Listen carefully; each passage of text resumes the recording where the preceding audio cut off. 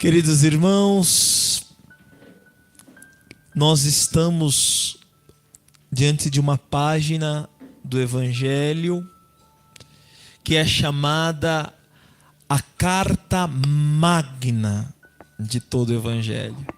Dizem os biblistas, os estudiosos da palavra de Deus, que se a Bíblia pegasse fogo e toda ela fosse consumida, mas São Mateus já seria o suficiente para uma vida de santidade. Tanto é que Papa Francisco escreveu uma exortação apostólica em cima desse texto do último versículo 12 aqui que lemos dessa passagem: alegrai-vos e exultai. E exatamente, gaudet et exultate. Alegrai-vos e exultai-vos. Sobre a santidade, o chamado à santidade na vida atual. E a homilia que nós vamos fazer hoje, ela é subtraída exatamente desse livro, é uma reflexão e uma meditação desse livro. Então, se vocês têm paciência, convido até você, se você tem um caderninho aí na tua casa, uma caneta, quiser pegar a tua Bíblia, nós gostaríamos de adentrar de maneira mais profunda sobre essas bem-aventuranças. Primeira coisa que eu gostaria de dizer é o significado da palavra bem-aventuranças. A palavra bem-aventurança é uma declaração de bênção com base em uma virtude e uma boa sorte. Mas que boa sorte é essa? Pobre, fome, sede, perseguição, injúria, disserem mal contra nós. Que boa sorte é essa? Mas vamos chegar lá. Porém, vamos lá, no termo etimológico dessa palavra bem-aventuranças.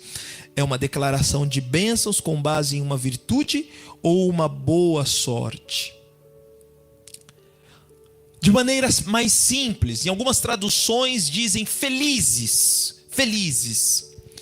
Portanto, a palavra bem-aventurança significa verdadeira felicidade. Verdadeira felicidade. E aqui a gente já começa a insinuar e a perceber o sentido disso. Porque bem-aventurado, nós podemos falar, bem-aventurado é quem é rico. Bem-aventurado é quem não precisa trabalhar. Bem-aventurado, pensa aí no teu sonho material, naquilo que você gostaria de ter. Bem-aventurado é quem pode ficar vendo seriado da Netflix, 8 horas por dia. Bem-aventurado é quem pode fazer churrasco todo dia. Com esse preço da carne, tá louco? Tem que me contentar com ovo frito. Enfim, cada um pode pensar aí no que seja a sua bem-aventurança. Mas o sentido profundo daquilo que nós estamos falando é a verdadeira bem-aventurança. E aqui muda todo o contexto e tudo aquilo que nós estamos querendo dizer. Então, é bom entender isso, porque essa é uma verdadeira felicidade. Segunda coisa importante entender para vivermos o que está dizendo essa palavra, que para viver essas bem-aventuranças das quais nós vamos meditar, só é possível se nós estivermos permeados, ou seja, imbuídos, configurados, mergulhados, inebriados, chapado do Espírito Santo de Deus, cheio da graça do Espírito Santo. Sem a força de Deus, sem a graça de Deus, meu irmão, esquece. Não é possível viver o que dizem essa página do Evangelho. É impossível, não tem jeito. Por mais que você fale, não, eu vou conseguir, não quero nem saber de Deus, você vai ficar frustrado, meus irmãos, porque isso é impossível aos homens, mas só é possível a Deus. Por quê? Aí entra o terceiro aspecto. Porque nosso Senhor Jesus é a personificação das bem-aventuranças. Ele é a bem-aventurança. E todas essas virtudes estão contidas nele. Estão contidas nele. E ele viveu as bem-aventuranças. E por ele e nele somos capazes de viver as bem-aventuranças. Caso contrário, é esforço inútil.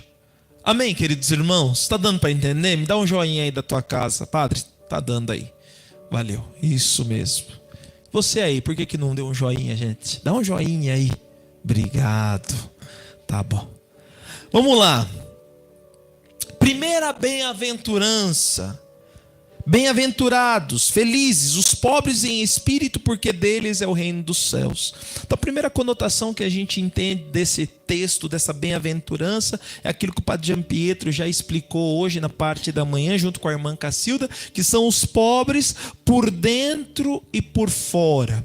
Os pobres que têm um coração desprendido, desapegado, e que essa ação interior, ela reflete num ato exterior. É uma ação que mexe de dentro para fora. Tanto que, se fizermos o processo contrário, nós perdemos toda a graça desse sentido, dessa bem-aventurança. Porque tem muita gente que passa fome. Não, agora eu vou fazer um jejum daqueles tal... Aí fala para a comunidade inteira: gente, estou fazendo um jejum, vamos fazer jejum sexta-feira, aí fica lá no pão e água.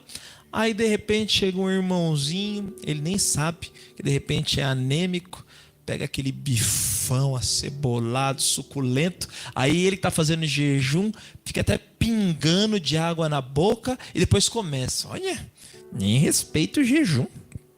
Tá na palavra lá, mandamento da igreja, fazer jejum toda sexta-feira. Olha aí, cadê ele?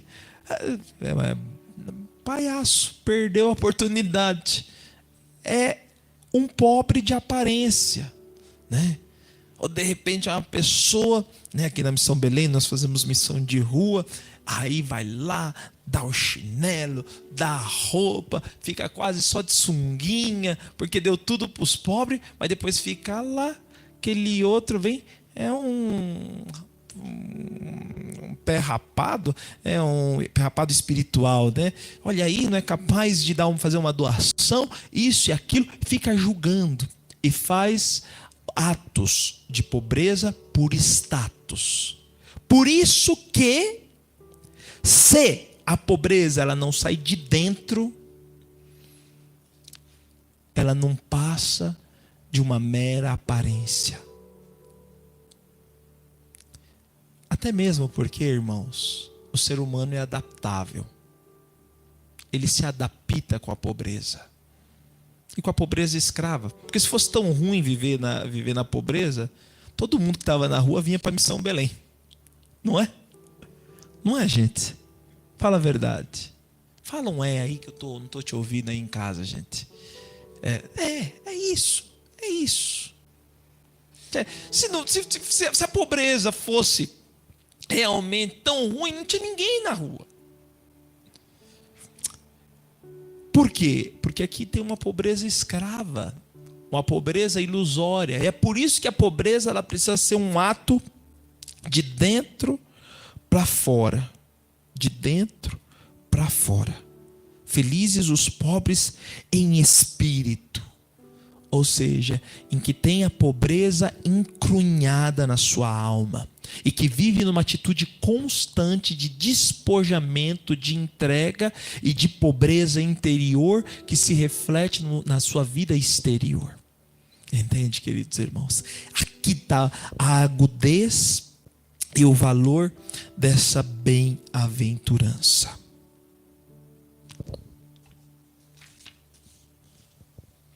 Segunda bem-aventurança.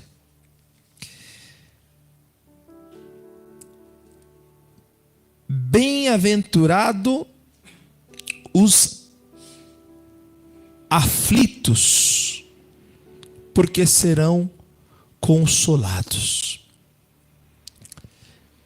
Poxa vida, quem gosta de estar feliz diante de uma aflição? Mas o que subentende diante desta aflição? É uma aflição da alma, do coração. Eu estou aflito porque existem ainda muitas almas que ainda não conhecem a Deus. Eu estou aflito porque ainda não consegui fazer com que a palavra de Deus chegue na vida de muitos irmãos que ainda estão presos ao pecado. Eu estou aflito porque ainda não consegui sair de certas situações de pecado que ainda me prendem e não me fazem viver uma vida santa. Entende? Então é uma aflição pela causa do reino. É uma aflição que pensa no outro. É uma aflição em vista do outro. É uma aflição que muitas vezes deixa o nosso coração inquieto pela falta daquele que não tem Deus. Por isso é bem-aventurados os aflitos, porque um dia serão consolados.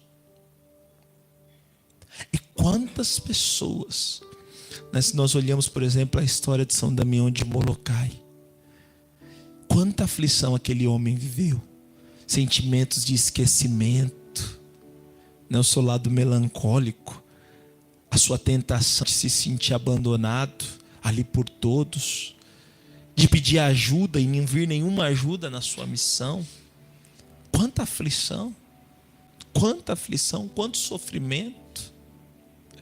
A aflição também, mas ao mesmo tempo a alegria de se unir àquele povo quando ele pega a lepra. Imagina a aflição, né? Esses dias nós estávamos aqui, os jovens da casa da escola de missão viam um filme de São Felipe Neri. Quanta aflição por perceber quanta doação, quanta entrega, e perceber que jovens que ele se entregava, evangelizava, não se convertia de jeito maneira. Eram soberbos, orgulhosos, tinhosos. E aquele homem se fazia em 4 para enfiar na cuca da cabeça daqueles moleque que eles deviam ser de Deus. Entende? Essa aflição por amor. Porém, esse consolo que Deus promete para a vida eterna, muitas vezes contemplamos até aqui na terra. De perceber que por aquela pessoa que muitas vezes desgastamos, nos consumimos, começam a dar passos em Deus. E eu já vou experimentando um antigozo do céu aqui na terra. Porém, o que mudou em você da tua aflição? Absolutamente nada. Mas o fato de eu ver o outro no caminho de Deus, isso me traz consolação. A bem-aventurança é uma atitude profunda interior de não viver para si, mas viver para o outro.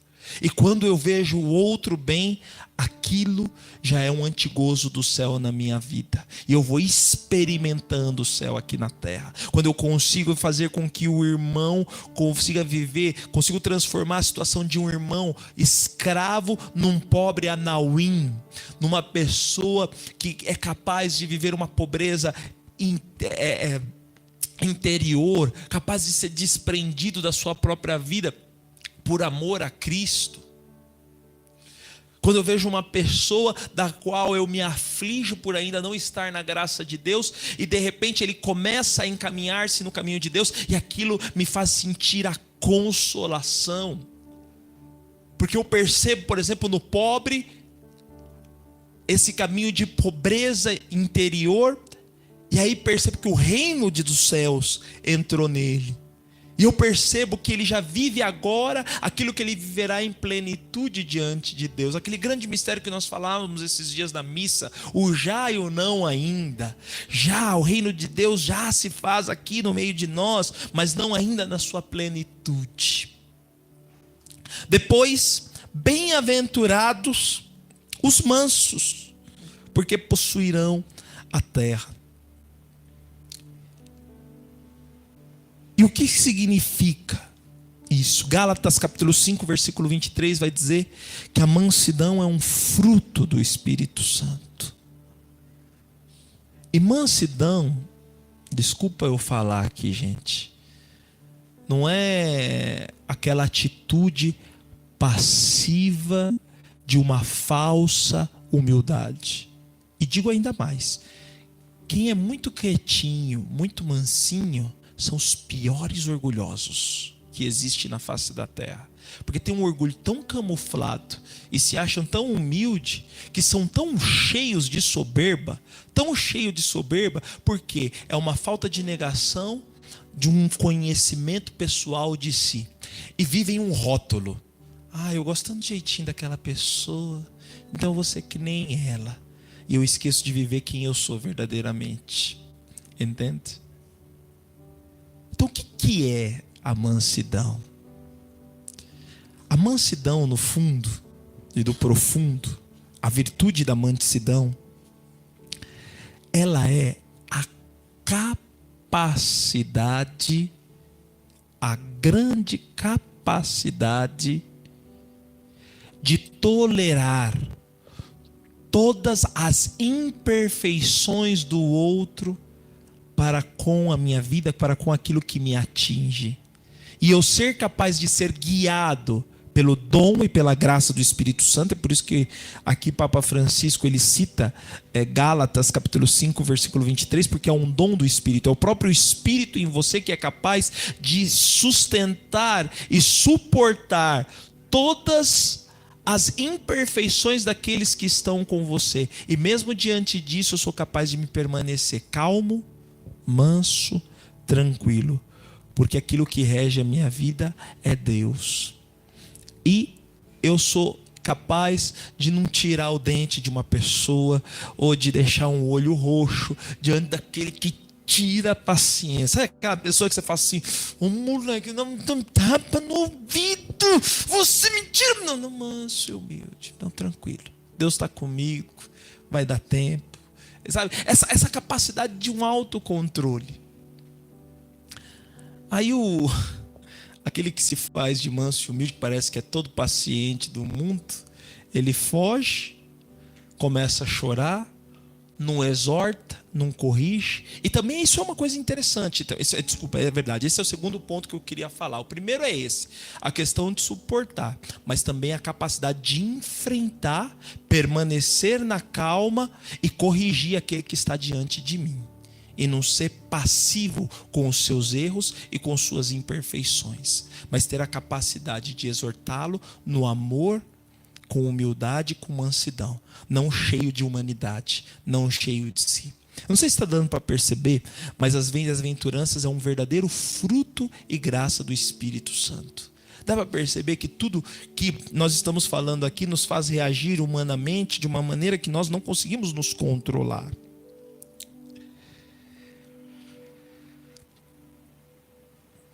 Vamos lá. Outra bem-aventurança. Aqui a gente fala muito rápido. Depois, se você quiser, irmãos, eu gravei um vídeo que explica tudo isso que eu estou falando para vocês. Eu tenho uma catequese de meia hora gravada, que depois você pode assistir. Aí você fala: eu gostaria de receber a catequese. Aí os meninos vê quem mandou e depois manda o link aí para vocês. Mas vamos continuar aqui. A outra bem-aventurança é: bem-aventurado os que têm fome e sede de justiça, porque serão saciados.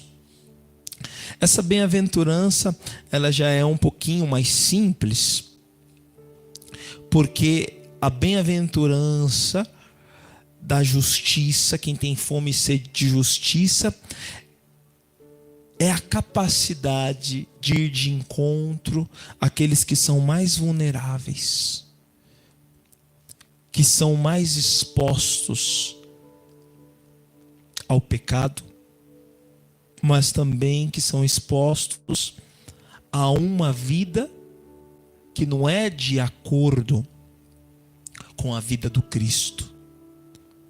Por isso que a igreja tem a doutrina social da igreja, entende? Para que também seja feita a justiça humana, mas sempre com o viés divino.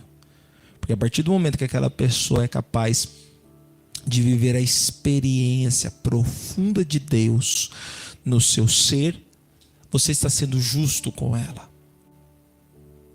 Então, no fundo, a principal justiça E a principal saciez que uma pessoa pode ter é a capacidade de ela experimentar Deus dentro dela. Porque mesmo que ela venha a carecer de todas as injustiças humanas, ela tem tudo dentro dela que é Deus. E ela é capaz de suportar todo tipo de injustiça. Então, no fundo, a fome de justiça é a fome de dar Deus. É a fome da evangelização. É a fome de fazer com que Deus aconteça na vida dos outros. Além de ser aquilo que está em Isaías, no capítulo 1, versículo 17. Procurai o que é justo, socorrei os oprimidos, fazei justiça aos órfãos, defendei as viúvas. É por isso que os apóstolos escolheram 7 homens de boa reputação para cuidar da mesa dos pobres, para ter atenção às obras de caridade, para que eles pudessem se dedicar à palavra de Deus e à oração. Ou seja, essas duas coisas elas vão comungadas. E um diácono ou uma pessoa, qualquer pessoa que só pensa em dar comida, construir casa, isso e aquilo, está aleijando uma pessoa. Porque, por exemplo, o primeiro mártir foi um diácono que tinha ocupação da obra de caridade e morreu pregando a palavra de Deus, porque sabia que a melhor forma de saciar a vida de uma pessoa é através do anúncio do evangelho de Deus. E com isso não estou querendo dizer que nós não devemos pensar nas obras sociais.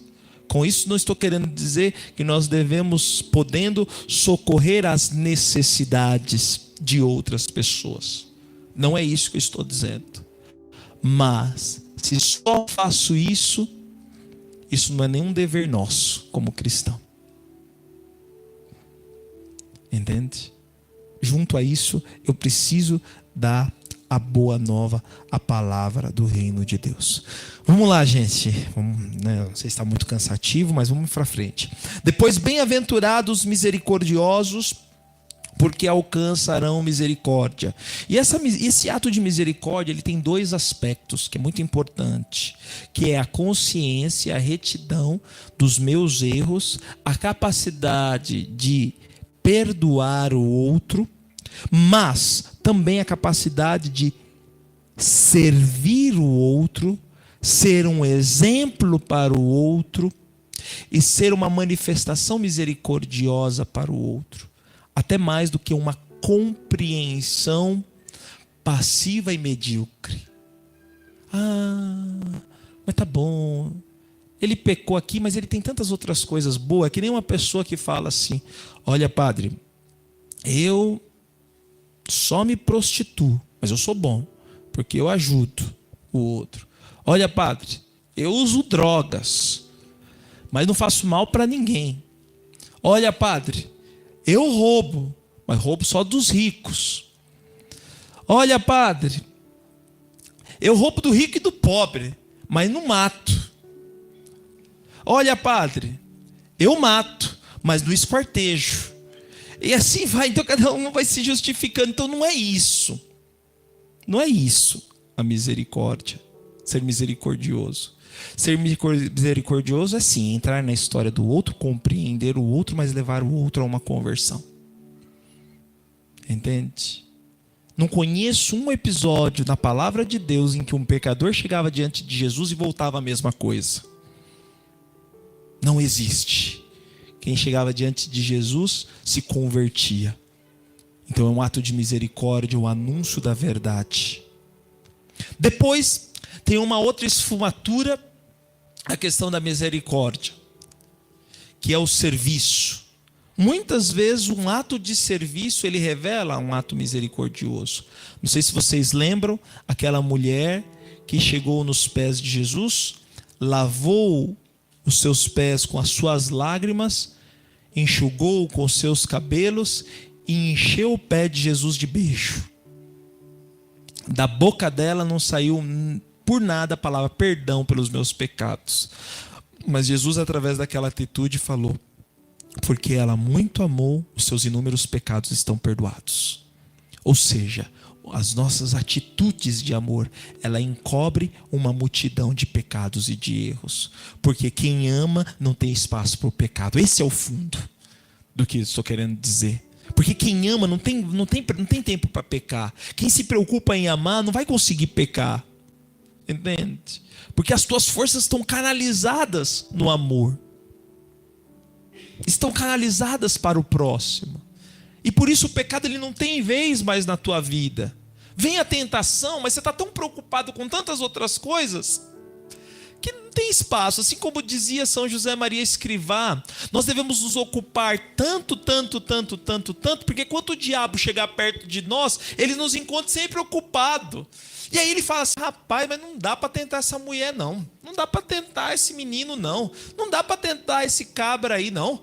Pô, ele está sempre ocupado, só fica falando de Deus, só fica pensando em Deus, só fica pensando em amar, só fica pensando no bem. Pô, já chego com uma tentação e não dá nem bola para mim. Entende? Um coração que é plenamente ocupado nas coisas de Deus, não tem tempo de pecar. Mas vamos em frente, porque o tempo se vai. Depois, bem-aventurado os puros de coração, porque verão a Deus. Muitas vezes a gente conecta a questão da pureza somente com as coisas relacionadas à vida da afetividade, da sexualidade. E também é isso, mas a pureza é sobretudo uma atitude de um coração simples, ingênuo, uma pessoa humilde, uma pessoa que não se ocupa das imundícies desse mundo e tem pensamentos perversos, maldosos, maléficos. É uma pessoa que é capaz de olhar a profundidade do outro, do coração do outro, e não tem maldade em si. E normalmente uma pessoa que tem um coração simples, ele não consegue nem perceber muitas vezes as maldades do outro, porque o coração dele é tão simples, tão puro, tão humilde, que você acaba nem percebendo a maldade. Por quê? Porque ele não tem isso dentro de si. Entende? Então ele tem um coração puro, um coração humilde, um coração manso. É como Deus, que não vê as aparências, mas vê o coração, né? Esses dias aqui fizeram acho que era um canelone aí, um negócio. Mas tá tão feio por fora, uma coisa branca, transparente. Você olhava o prato grudado na forma. Eu falei: meu Deus do céu, quem vai comer esse troço aqui, rapaz? Que coisa feia. Mas na hora que você comeu, você fala: caramba, que coisa deliciosa, que gostoso. Entende? A sua essência era boa, a aparência horrível, mas a essência boa, né? Por isso que eu falo, né? Quem vê cara não vê coração. Quem vê cara não vê coração. Quem casa com casca depois se frustra. Entende, gente? Por isso eu falo, até você que está solteiro aí, irmão, que de repente você acha meio feinho, você tem chance, viu? Todo mundo tem chance. Você feinha, tô brincando, porque Deus vê o coração, tá? E para Deus, como diz aqui a Ariane, aqui da Escola de Missão, para Deus todo mundo é bonito, né? E é verdade. Quando eu me sinto amado por Deus, eu me valorizo, eu me tenho, eu me amo, eu me gosto, porque eu sei que eu sou amado por aquele que verdadeiramente vale. E eu não fico aí mendigando outros amores, né? E somos chamados a viver essa pureza, né? E quem é puro, vê tudo puro, mesmo diante das impurezas, né? É como fizeram a emboscada lá pro São Felipe Neri no filme. Vamos pegar lá a danada, uma sem vergonha, uma bonitona, prostituta lá, aquelas bem bonitonas mesmo, jogar no quarto, montar lá. E na hora que colocou lá, ele não está preocupado nisso. Chegou lá, começou a pregar, dar o testemunho de Maria Madalena. Quando viu, a bichinha estava chorando. E quando ele entrou com outro lá, cardeal, não sei o que era, olhou ele lá, o cara falou: aqui tá louco, aqui tá São Felipe Neri, tá pecando, tal, vamos lá ver. Na hora que vai ver, ele está evangelizando. Por quê? Porque no coração dele não tem maldade. Aquilo é uma tentação, é uma coisa tão barata, tão fútil, tão escrachada, que você sai fora, fácil fora dessa tentação. Amém? Vamos lá, estamos acabando. Bem-aventurados os que promovem a paz, porque serão chamados filhos de Deus. Lembra que eu falei uma vez que a paz, ela é um fruto da vontade de Deus? É um fruto daquele que vive na vontade de Deus. Então quem promove a paz é aquele que ajuda o outro constantemente a encontrar a sua verdadeira paz. E a sua verdadeira paz, ela se encontra naquilo que é o desejo e a vontade de Deus para si. É essa busca. É essa busca. E quem faz isso é filho de Deus. E quem é o Filho de Deus? Jesus Cristo. E Jesus Cristo, o que ele veio fazer aqui na terra? Ele chamou os seus apóstolos, chamou aqueles que ele ama para realizar o seu sonho, aquilo que ele tinha pensado e preparado para eles. E promotores de paz são aqueles que ajudam os outros a buscar com veemência a vontade de Deus. Próxima bem-aventurança. Felizes, bem-aventurados aqueles que são perseguidos por causa da justiça, porque deles é o reino dos céus. Já falamos um pouco da questão da justiça e agora vamos falar rapidamente da perseguição. A perseguição é um dom, é uma graça de Deus e um sinal de que caminhamos na sua vontade. Quem não é perseguido, toma cuidado, meu irmão. Eu acho que você está fazendo tudo menos a vontade de Deus, porque quem faz a vontade de Deus realmente passa por perseguições, assim como diz a palavra de Deus, que quem é injuriado, perseguido, mentirem contra vós, falarem mentira contra de vós, alegrai-vos e exultai-vos, porque será grande a vossa recompensa no céu. Porque da mesma forma que me perseguiram os profetas antes de vós, assim também vos perseguirão. Devemos ter atenção que para caminhar no caminho de Deus devemos estar preparados para ser perseguido. Então aqui está. Se você vive bem essas 8 bem-aventuranças, meus irmãos, pode ficar tranquilo. O céu é teu. O céu é teu. Então nos esforcemos. Eu não sei qual é a bem-aventurança que você escolheu nessa manhã para viver. Não sei qual é a bem-aventurança que te inspira de viver depois dessa homilia de agora. Mas a bem-aventurança é o meio para se achegar àquilo que Deus tem para cada um de nós. Amém? Amém.